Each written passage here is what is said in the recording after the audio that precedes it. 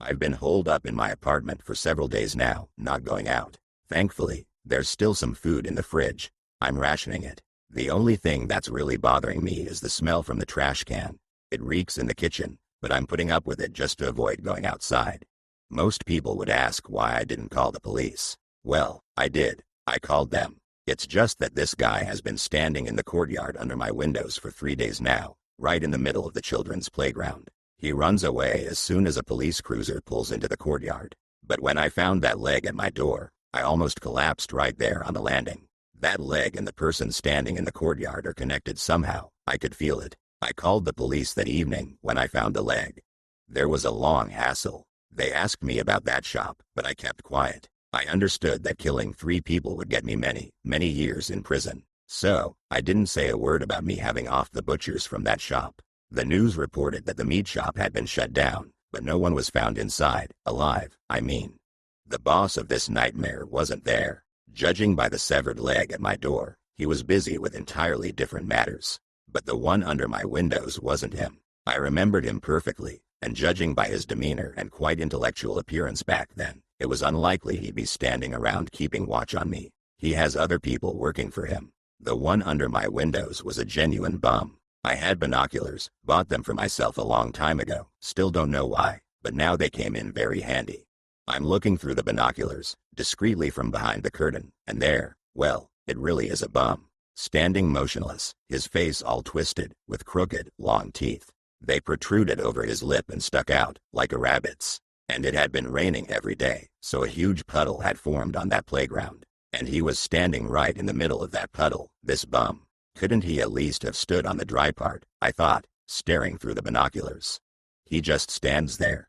That was on the first day, I thought. He stood like that until evening. I went out on the balcony at night, he was gone. It was around midnight. On the second morning, he was standing there again, just like yesterday. And the main thing is, he's staring right in my direction. Yesterday I didn't pay much attention to it, but now it even started to creep me out. I was looking through the binoculars, and I had this feeling he could see me through the lenses, like he was probing right into my brain. I immediately understood he was here for me. I know all the residents of our building by sight, and no fool would let their dog out in this weather, let alone go out into the courtyard themselves and stand ankle deep in a puddle. He stood like that on the second day too, not moving. Although, maybe he did move, I don't know. I wasn't watching him the whole day, even though he was constantly on my mind. On the third day, he started moving. In the morning, I made myself some coffee and just stood by the window, taking small sips. I look, and there he is again. Only now he wasn't heading towards the playground where he'd stood the previous days, but straight towards the building. He walked slowly, as if out for a stroll, swinging his arms, and the whole time he never took his eyes off my window. A deep anxiety settled in me, or rather, it had been living in me all these 3 days, but now it was different. I rushed to the phone to call the police. Hello, police? Yes, hello, what's happened? There's a guy under my building. I paused for a second and looked out the window again. He was gone now. Then I heard the loud bang of the main entrance door downstairs. He came into the building, I said aloud. Who came in? I heard the voice from the receiver. A suspicious guy came into my hallway. He's been watching me in the courtyard for 3 days. I've called you like 10 times already. As soon as a car arrives, he runs away immediately. Tell me your address. 22 Maple Street, entrance 2. He came in here, and literally after these words, there was a not very loud knock on my apartment door, followed by the doorbell. He's right at my door now. Send a car, please. I was already shouting into the phone. Okay. A squad car is on its way. Try to detain this person somehow. How the fuck am I supposed to detain him? I yelled again. Short beeps were already coming from the phone receiver, and the doorbell didn't stop. I quietly went to the kitchen, took a stool, and stood on it in the hallway. I turned off that mind-piercing bell. But apparently, the scum standing on the landing figured it out and started pounding on the door harder. The only thing worrying me in those minutes was that my door is old, wooden. If he starts ramming it with all his strength, it just won't hold. And he's a big guy, at least 200 pounds, if not more. I ran to the kitchen and stared out the window, in agonizing wait for the police car. This agonizing wait was interrupted by a sound, a really strong blow against the front door. I ran into the hallway, glanced at the door, and started shaking. I was shaking because sticking out of the door was a blade, apparently from a hatchet, but there was no one behind the door. No one was trying to pull the hatchet out, and it was quiet in the stairwell. With trembling hands, I opened the door and stepped out into the hallway. Stuck in the door was, yes, a small old hatchet, its blade half driven into my door. Its handle was wrapped in some old rags, and these rags were covered in red stains. In this situation, it's not hard at all to guess what those red stains were. Suddenly, I heard the slam of the main entrance door downstairs and fast approaching footsteps. It was the police. Seeing the hatchet embedded in the door, they didn't ask unnecessary questions, just introduced themselves and suggested we go inside my apartment. What happened here? One of the officers asked me. Some man was standing under my windows for 3 damn days, and now he decided to pay me a visit like this. And not long ago, I found a severed human leg at my door. How do you like that story? Listen, we understand you're frightened. Could you at least roughly describe the one who was watching you? The whole department already knows about the leg. I can do more than roughly, I can describe him exactly. I was watching him for 3 days. Good, I'll write it down now. The officer took out a notepad and listened carefully to my story. I described this visitor in all details, and the officer's face changed. Something's wrong. Don't just stay silent. I raised my voice. You've heard about the meat shop where they sold human meat? I've heard, he said, sighing. Someone cut up those bastards. What's your name? I asked, interrupting. Mike. Listen, Mike, I did it. Not me. They caught me on the street at night and dragged me into the basement. I was walking home from work. I was lying there listening to them planning to make patties out of me. And who was there? The officer asked, as if testing me. There were 3 of them. One was fat, I remember. The other 2 were smaller, and their boss came in too, a clean, well-groomed, intellectual type. Holy shit, he said, grabbing his head. So it happened, I continued, that I managed to free myself. I grabbed a knife they had there, and well, you know the rest. Yeah, well, and then I found our editor-in-chief's leg at my door, and then these events of the last 3 days. Listen, the second officer piped up, I'll call a detective now. Let him figure this out. This is getting way out of hand. Mike, why were you so surprised when I was describing the attacker? I suddenly asked. Well, it just so happens our precinct is small, and almost every employee, down to the cleaning lady, knows about the big cases. What are you hinting at? At the fact that yesterday the detective was saying that there weren't just those who sold human flesh, but also those who fanatically bought and ate it. Specifically, one family. They're probably in contact with the boss of that shop, and he probably wants to do his dirty work through them. So it's a family of cannibals? Sounds like it. In all my years on the force, I've never seen anything like it. Most likely, one of this family came to you. So how did they find my address? Probably followed you. 100%. Everything falls into place, he said. Dave, maybe head to the station, pick up the detective, and I'll stay here for now, in case anyone else shows up. Got it, said the second officer and went towards the exit. We were sitting in the room in such a way that the door to it offered a view of the apartment's front door. So I could see it, and Mike could see it too. The second officer, David, had just opened the door, and that man was standing right in front of him. I screamed involuntarily, like a girl. Mike rushed into the hallway but wasn't fast enough. That cannibal, in one motion, pulled the hatchet out of the door and, swinging it, struck the officer on the head with tremendous force, splitting it in half. I screamed even louder. The body fell in the hallway, flooding the floor with burgundy blood. I saw his brain. I threw up, and my entire breakfast ended up on the floor.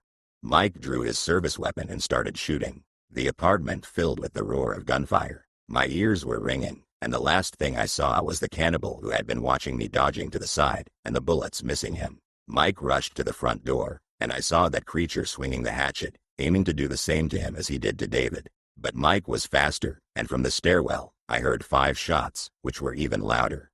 Onlookers started peeking out from other apartments, old women, girls. They just covered their mouths with their hands, gasping and sighing, and men were asking what happened. Mike just stayed silent. He ran back into the apartment. Let's go to the car. There's a radio there. We need to call for backup here. I quickly threw on whatever was at hand and left the apartment, slamming the door shut. On the landing lay the shot cannibal. A huge pool of blood was flowing down the steps.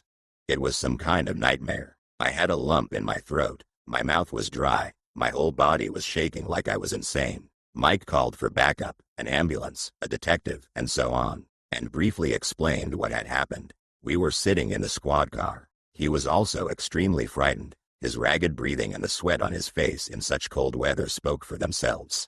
You know, he turned to me. Dave and I have been partners for a long time, damn it. And now he's gone. He leaned towards me. I'll find them. This whole family. This time I'll be breaking the law. These aren't people you just arrest. They don't belong on this earth. What about the shop owner? He's behind all this. We'll find him too. While we were sitting and talking, several more police cars and an ambulance arrived. A detective ran up to us, and the EMTs ran into the building. I just shouted, "Apartment 24, the door's open."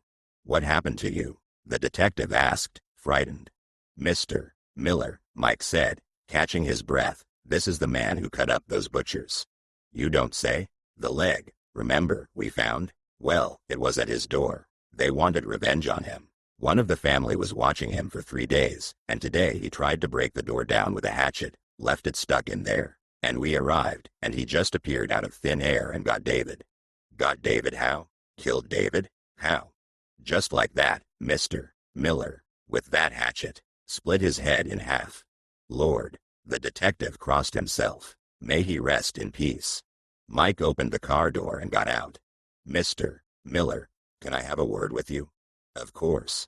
They walked about 30 meters away and stood discussing something. They talked for about 10 minutes and came back. Only now the detective got in the car with us, having moved me to the back seat. "Listen, kid," the detective turned to me, "don't worry, nothing will happen to you. The case will be buried and that's it. I'm talking about the killing of those in the shop." Suddenly, the radio in the car crackled to life. It was the dispatcher. Someone was calling the police. "Mike," he answered, "we're busy." But then the dispatcher replied that a young guy had called, saying a strange family had moved in next to him. They were cannibals. They held him captive at home, and he somehow managed to escape.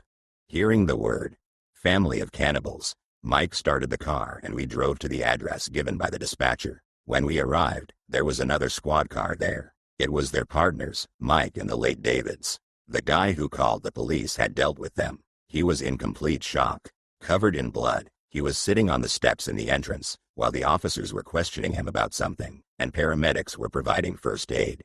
And when we entered the apartment, it was simply speechless. Blood everywhere. There were even dead children lying on the floor. One corpse, apparently, had been sleeping when they killed him. In one room, they found a chair where the guy had apparently been tied up. In this room, there were piles of human remains. On the cutting table lay an already rotting corpse, which caused a stench in the room, and generally, the smell in the apartment was simply unbearable.